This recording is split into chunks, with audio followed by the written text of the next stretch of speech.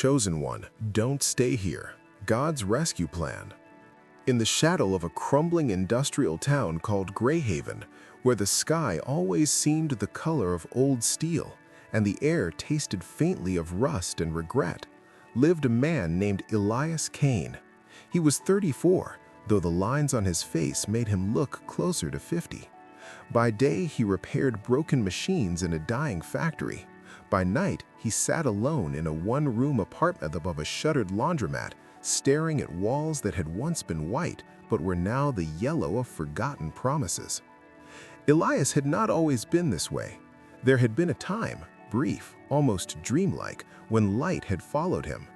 As a boy, he would wander into the woods behind his grandmother's house and speak to the wind as if it answered back.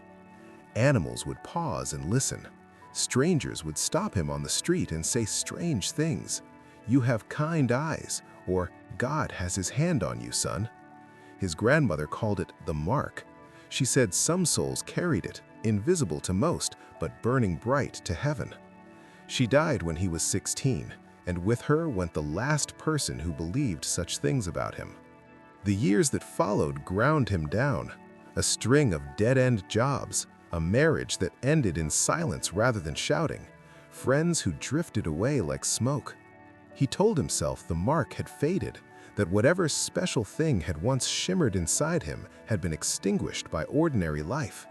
He learned to ignore the quiet voice that sometimes whispered in the dark hours, "This is not your place.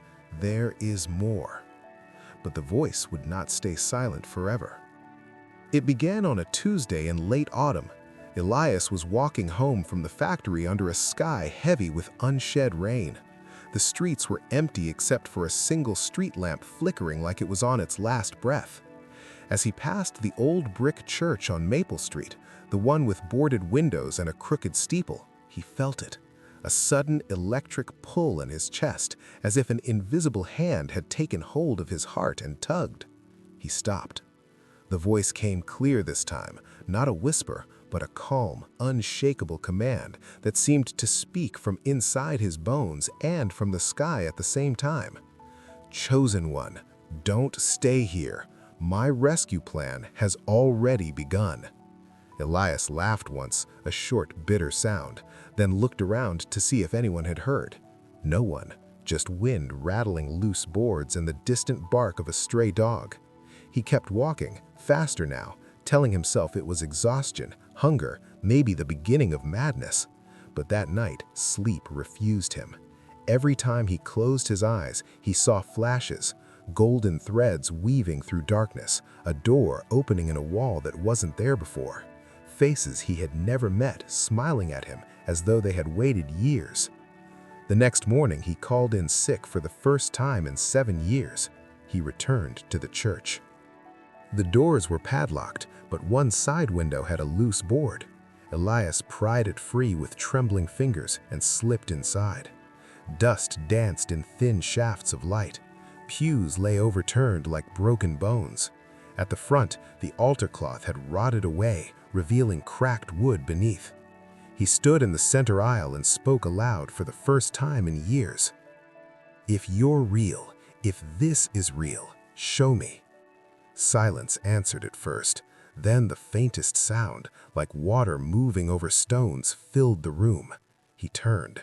Behind the pulpit, where no one had been a moment before, stood a figure. Not quite solid, not quite shadow. A man in simple robes, eyes like deep wells of light. "You've carried the mark longer than most could bear, but the time of hiding is over. The place you call home has become a cage. The people, the routines, the memories, they were never meant to hold you forever." Elias's throat tightened. "Who are you?" "A messenger, one of many. The Father has seen your heart refusing to fully die, even when the world tried to bury it.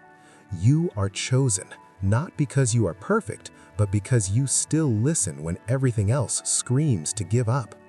Elias shook his head. "I'm nobody. I fix machines. I pay rent late. I've got nothing to give." The messenger smiled gently. "The rescue is not about what you give. It is about what He is about to pour through you. but you cannot receive it here. Greyhaven is sinking, spiritually, emotionally, physically. The ground itself groans under the weight of unrepented choices. If you stay, the weight will crush what little light remains in you. Elias felt tears he hadn't known he could still produce. Where do I go? You don't choose the path yet, you choose to leave. The moment you step out in obedience, the way opens. Doors no man can shut. People you've never met will recognize the mark and shelter you. Provision you cannot imagine will meet you, but you must move, now. That night, Elias packed one small duffel bag, a change of clothes, his grandmother's worn Bible, a photograph of the woods where he used to talk to the wind. He left the apartment key on the table. No note, no goodbye. As he walked toward the edge of town, the rain finally broke, cold, relentless. He didn't have a destination, only the certainty that staying meant death of a different kind. Half a mile outside Greyhaven, a pickup truck slowed beside him. An older woman with silver hair and kind eyes rolled down the window. "You look like someone who's been called," she said simply. Elias stared, stunned. She smiled. "Get in. We've been waiting for you. There's a community 3 hours north, people like us, people who heard the same voice. God's rescue isn't just pulling you out, it's pulling many out. You're not alone anymore." He climbed in, soaked and shaking. The truck turned onto the highway, and for the first time in years, Elias felt the mark inside him flare bright again, not as a burden, but as a beacon. Behind him, Greyhaven faded into the rain and darkness. Ahead lay unknown roads, unknown faces, unknown purpose. But the voice spoke once more, soft and sure. "Well done, my son. The rescue has only just begun."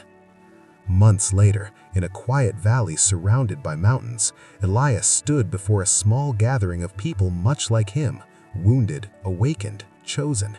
He spoke for the first time not from notes or fear, but from the fire that had been rekindled in his chest. He told them, "Don't stay where the light is dying. Don't cling to cages disguised as comfort.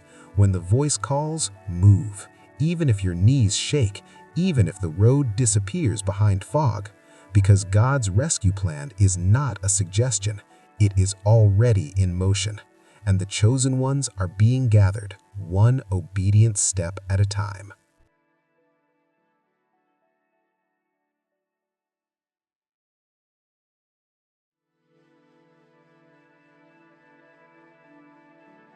In the forgotten heart of Greyhaven, a once thriving mill town now choked by the ghosts of its industrial past, Elias Kane lived a life as gray as the perpetual overcast skies above. The air hung heavy with the metallic tang of rust from abandoned factories, and the streets echoed with the hollow footsteps of those who had nowhere else to go. Greyhaven wasn't just a place, it was a state of being. A slow erosion of hope where dreams rusted away like the old machinery that lined the riverbanks. Elias, at 34, had become part of that decay. His days blurred into one another, waking before dawn in his cramped apartment above the derelict laundromat, trudging to the last operational factory on the outskirts, where he spent hours welding fractured parts back together, only to watch them break again under the strain of obsolescence. Elias hadn't always been this hollow shell.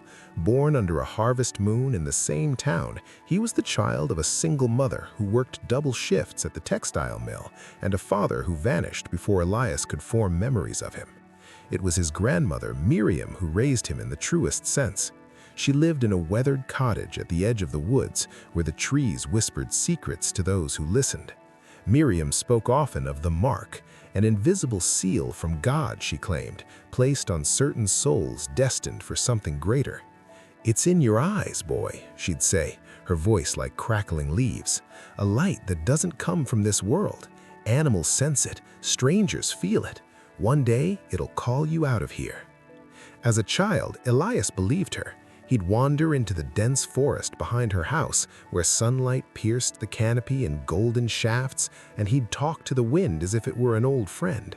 Deer would approach without fear, birds would perch nearby, and once a lost child from town followed him home, claiming Elias's voice had guided her through the underbrush. But belief faded with time. Miriam died when Elias was 16, her heart giving out during a storm that uprooted half the woods. His mother, overwhelmed by grief and bills, sold the cottage and moved them deeper into Greyhaven's decaying core. Elias dropped out of school to work, married young to a woman named Clara who dreamed of escape but settled for survival, and watched as life chipped away at him. The marriage ended not in flames, but in frost, a quiet divorce after years of unspoken disappointments. Clara left for the city, taking their shared dreams with her. Friends evaporated like morning mist, jobs came and went, and the mark? Elias convinced himself it was nothing but an old woman's fairy tale. Yet, in the quietest moments, a voice persisted, a faint murmur in his dreams, urging him towards something undefined. "This is not your end," it would say. Elias drowned it out with the hum of machines, the clink of beer bottles, the static of late-night television, until that fateful Tuesday in late autumn. The day had been unremarkable. A conveyor belt jammed, a co-worker quit without notice, rain threatening but never falling. Elias walked home under a sky the color of bruised steel, his boots scuffing against cracked sidewalks lined with boarded-up shops. As he passed the old St. Agnes Church on Maple Street, a relic from Greyhaven's boon years, its steeple leaning like a weary sentinel, he felt it. A jolt, sharp and undeniable, as if an electric current had surged from the ground through his veins. His heart stuttered, and he halted mid-step, hand clutching his chest. Then came the voice, not imagined, not whispered, but resonant, echoing from within and without, as clear as if spoken by someone standing beside him. "Chosen one, don't stay here. My rescue plan has already begun." Elias spun around, expecting to see a prankster or a vagrant. The street was empty, save for a flickering street lamp and swirling leaves. He laughed, a harsh, disbelieving bark, and muttered, "Great, now I'm hearing things." But his laughter died quickly. His skin prickled and a warmth spread through him, unfamiliar yet comforting, like sunlight after endless rain. That night, sleep evaded him. He tossed on his lumpy mattress, the apartment's thin walls amplifying the distant wail of trains and the arguments of neighbors. Visions assaulted him, threads of gold weaving through black voids, a massive door cracking open in an endless wall, faces, strangers' faces, beaming with recognition and joy. By morning, sweat-soaked and exhausted, Elias called in sick for the first time in years. His boss grumbled but didn't argue.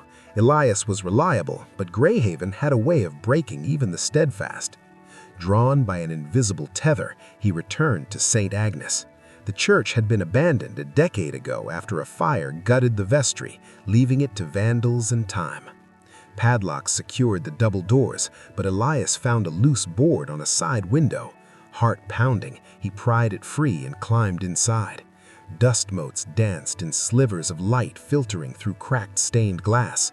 Overturned pews lay like fallen soldiers, hymnals scattered and mildewed. The air smelled of damp wood and forgotten incense. He walked the center aisle, boots echoing unnaturally loud. At the altar, he knelt, not out of habit, for he hadn't prayed in years, but out of desperation. "If you're real," he whispered, voice cracking, "if any of this is real, show me, please." Silence stretched, thick and oppressive. Then a sound, like a brook bubbling over stones, filled the space. Elias looked up. Behind the pulpit, where shadows had pooled moments before, stood a figure. Ethereal yet tangible, clad in simple. The messenger stepped closer, and Elias felt a wave of warmth. The rescue plan is not about your worthiness. It is God's grace unfolding. Greyhaven is a sinking ship, its foundations cracked by generations of despair, greed, and forgotten faith. The soil here is poisoned, it devours light. If you stay, it will consume the mark entirely, but leave, and the path unfolds. Resources will appear, allies will emerge. Your story will become a thread in a greater tapestry, pulling others from similar shadows. "Where?" Elias pleaded. "How do I even start?" The first step is obedience. Pack lightly, walk out. Trust that the voice which called you will guide you. Doors will open that no force can close. And remember, you are not fleeing, you are being rescued for a purpose far beyond this town. The figure faded then, dissolving into light that lingered in the air like fireflies. Elias remained kneeling until dusk, sobbing quietly, a dam of years breaking within him. That night, he prepared. Into a worn duffel bag went essentials: spare clothes, a pocket knife, his grandmother's Bible, its pages dog-eared and underlined, and a faded photo of the woods where he'd once felt alive. He left the key on the table, no note, no regrets. As he stepped into the rain-slicked street, the downpour finally unleashed, soaking him to the bone. But he walked on, toward the highway leading out of Greyhaven. Doubt nipped at his heels. What if it was madness? What if he ended up homeless, broken? But each step lightened the weight on his chest. Half a mile beyond the town limits, headlights pierced the storm. A battered pickup truck pulled over, its engine rumbling like a patient beast. The window rolled down, revealing an older woman with silver hair braided neatly, her face etched with lines of quiet wisdom. "You look like a man who's heard the call," she said, her voice cutting through the rain. Elias froze, water streaming down his face. How did you know?" She smiled, eyes twinkling. "The mark. It's plain as day to those who know to look. Name's Ruth. Get in before you catch your death. There's a place up north, a community of folks like us. We've all been pulled out of our gray havens. God's gathering his chosen one by one." He hesitated only a moment before climbing in. The truck smelled of coffee and earth. As they drove, Ruth shared her story, a widow from a dying farm town, called by the same voice 2 years prior. She'd found the community, a hidden valley enclave called Havenridge, where exiles rebuilt lives under divine guidance. "It's not paradise," she warned. "We work hard, face trials, but the light there, it's real." The journey stretched through the night. They stopped at a roadside diner where a stranger paid their bill, claiming he'd felt led. At dawn, they crested a mountain pass, and Havenridge unfolded below. Modest cabins nestled among pines, gardens blooming improbably in rocky soil, a central hall where laughter echoed. Elias was welcomed like a long-lost brother. The leader, a burly man named Jonah, with a scar across his cheek from a past life of violence, clasped his hand. "We've been praying for you, brother. The voice told us one more was coming." In the weeks that followed, Elias transformed. He learned trades beyond factory work, farming, carpentry, even teaching children about the woods and the whispers of creation. The mark flared brighter. People sought him for counsel, drawn by an inexplicable pull. He shared his story around campfires, inspiring others to release their own chains. But the rescue plan deepened. Visions came in dreams, a network of havens spreading, pulling the chosen from crumbling cities worldwide. Elias realized his role, to venture out as a messenger, calling others as he had been called. One crisp morning, standing on a ridge overlooking the valley, the voice returned. "Well done, faithful one. The rescue expands through you now." Elias nodded, ready. Greyhaven was behind him, but the world awaited. God's plan was vast, a divine evacuation of souls from spiritual wastelands. And the chosen ones? They were multiplying, step by obedient step. The end for this chapter of the eternal story.